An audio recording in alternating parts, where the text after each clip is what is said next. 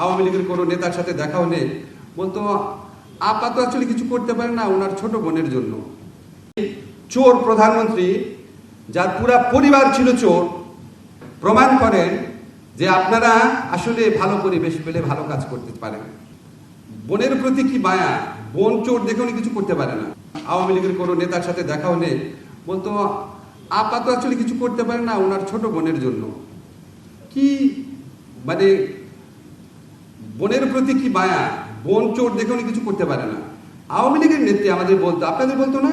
শুনেন নাই কখনো? বোন করে, আসলে উনি করে না। আমরা বিভিন্ন জায়গায় আড্ডায় শুনতাম শেখ হাসিনার ক্যাশিয়ার কি, রেহানার ক্যাশিয়ার কি, সালমান কার ক্যাশিয়ার, জয়ের টাকা কার মাধ্যমে যায়, পলক কার টাকা রাখে। শুনতেন না? শুনেন নাই? কেউ আছেন একজন শুনেন নাই? আছেন? একজনও আছেন যে শুনেন নাই? দুদক তো ছিল, উচ্চ আদালত ছিল, কোনো বিচার হয়েছে? কিচ্ছু হয় নাই বিচার। বিচার কার হতো? খালেদা জিয়ার বিচার। 3 কোটি টাকা একটা জায়গায় রেখেছে প্রক্রিয়াগত ভুলের জন্য, একটা টাকা সেখান থেকে কেউ আত্মসাৎ করে নাই। আত্মসাৎ মানে ভোগ করা করেছিল। 3 কোটি টাকা ব্যাংকে থেকে 6 কোটি টাকা হয়েছে, ওই টাকা কেউ টাচ করে নাই।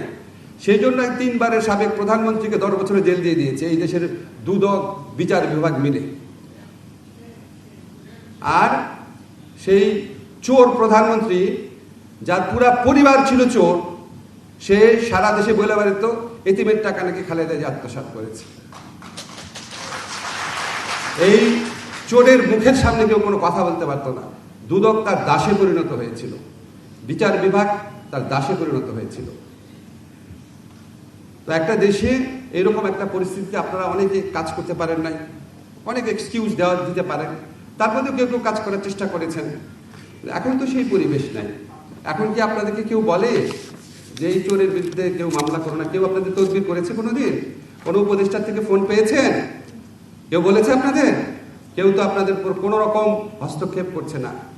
এখন সেগুলি বিচার করেন, তদন্ত করেন, প্রমাণ করেন যে আপনারা আসলে ভালো পরিবেশ পেলে ভালো কাজ করতে পারেন। আমাদের এই দুদকে যারা কমিশনার ছিলেন, পদত্যাগ করার আগে প্রায় শতাধিক মন্ত্রী, ব্যবসায়ী গত আমলে চুরি করে হাজার হাজার কোটি টাকার মালিক যারা হয়েছে, তাদের বিরুদ্ধে তদন্তের অ্যাপ্রুভালটা দিয়ে গেছেন। এখন তদন্ত করেন। এখন তদন্ত করার ক্ষেত্রে কোনো সমস্যা আছে? করে আপনারা দেখান যে আপনাদের হৃদয়ও ওইরকম ওদের দ্বারা পলিউটেড হয় নাই, ভালো পরিবেশ পেলে আপনারা কাজ করতে পারেন। এটা দেখান। এটাই হচ্ছে সবচেয়ে বড় আপনাদের কাছে আমাদের আকাঙ্ক্ষা, সারা দেশের আকাঙ্ক্ষা।